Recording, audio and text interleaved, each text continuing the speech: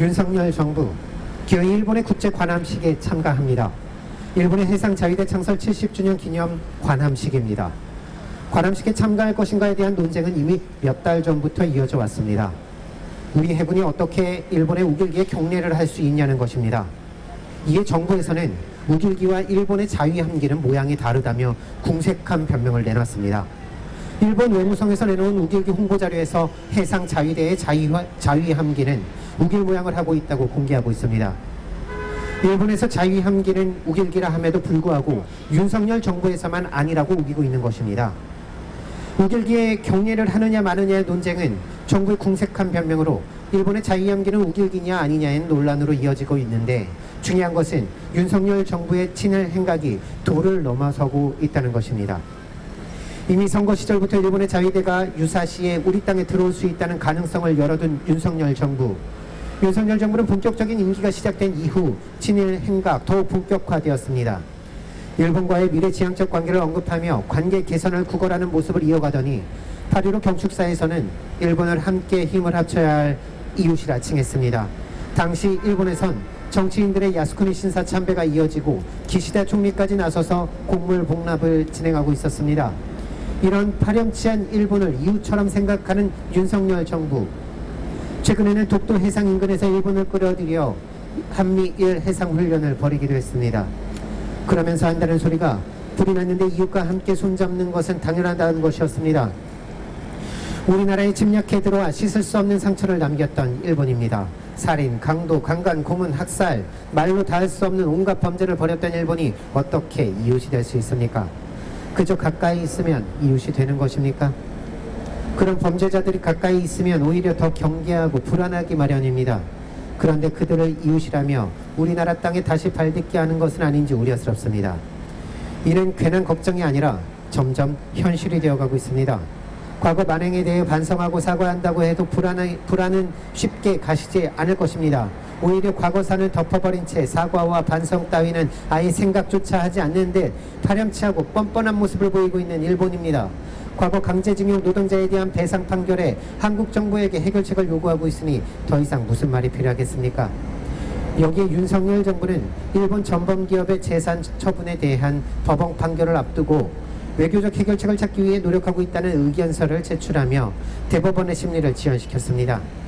최근에는 배상금을 한국의 재단이 모금을 통해 대납할 것이라는 일본 언론의 기사가 나오고 있습니다. 여기에 더해 일본은 다시 군국주의의 부활, 군사 대국화의 행보를 보이고 있습니다. 국방비를 대폭 증액하는가 하면 적기지 공격 능력 확보 논의가 본격화되고 있습니다. 중국까지 사정권에 들어오는 미국의 토마호크 미사일 도입도 언급되고 있습니다.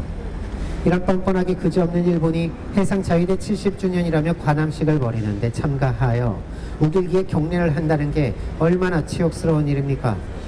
그런 치욕을 감수하고 자위함기는 우길기가 아니라고 우기면서까지 일본의 관함식에 참가하고 싶은 이유가 궁금합니다. 이중섭 국방부 장관은 안보적 차원에 제일 중점을 두었다고 합니다.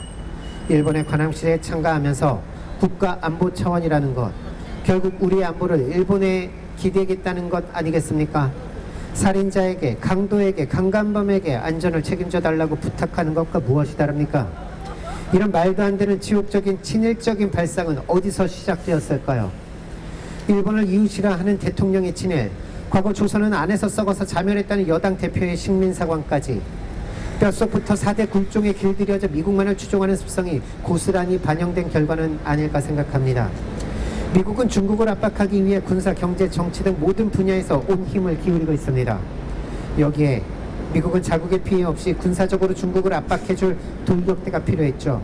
마침 군사대국화를 꿈꾸는 일본이 있어 일본의 적기지 공격 능력 확보 등 공격적 성격의 군대 보유에 미국은 뒤에서 박수를 치고 있었습니다.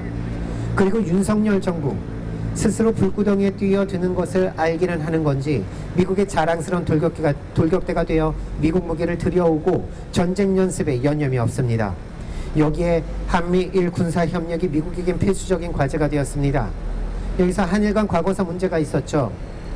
미국의 충실한 돌격대가 되고자 하는 윤석열 정부에게 일본과의 군사적 협력은 어렵지 않았습니다. 과거사도 중요하지 않았고 민족의 자존심도 중요하지 않았습니다. 그 치욕스러움은 그저 국민들의 몫일 뿐이었습니다. 과연 윤석열 정부 지속적인 한일 관계 개선 구걸과 한미일 군사 협력이 가져올 엄청난 효과를 알고는 있는 걸까요? 중국을 압박하기 위해 미국은 자국의 피해를 대신해줄 돌격대가 있어 그저 무기만 팔아먹으면 그만입니다. 군사 대국화를 꿈꾸는 일본은 다시 군사적 무장을 강화하고 있습니다. 거기에서 우리는 우리 땅에 사드를 들여오고 미국의 전략 무기를 끌어들여와 전쟁 연습을 벌이면서 우리 땅을 고스란히 전쟁터로 내어주고 있습니다.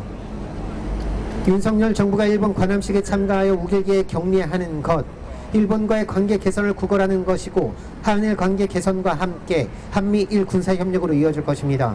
우리가 처해 있는 어떤 군사적 위협에 같이 대응하는 것이 아니라 미국의 중국 압박에 최선봉에 나서서 우리의 영토를 전쟁터로 헌납하는 것입니다. 미국이 부추기고 있는 분쟁의 한가운데 뛰어드는 꼴입니다. 국민의 목숨을 내던져버리는 것입니다. 언제까지 국민이 희생되어야 합니까? 우리의 삶을 송두리째 앗아갈 것입니다. 더 이상 이 무책임한 정권에 우리의 소중한 삶을 맡겨둘 수는 없습니다. 시민 여러분, 함께해 주시기 바랍니다. 지옥적인 일본 관함식 참가, 위험천만한 한미일 군사협력 규탄의 목소리에 여러분 함께해 주시기 바랍니다.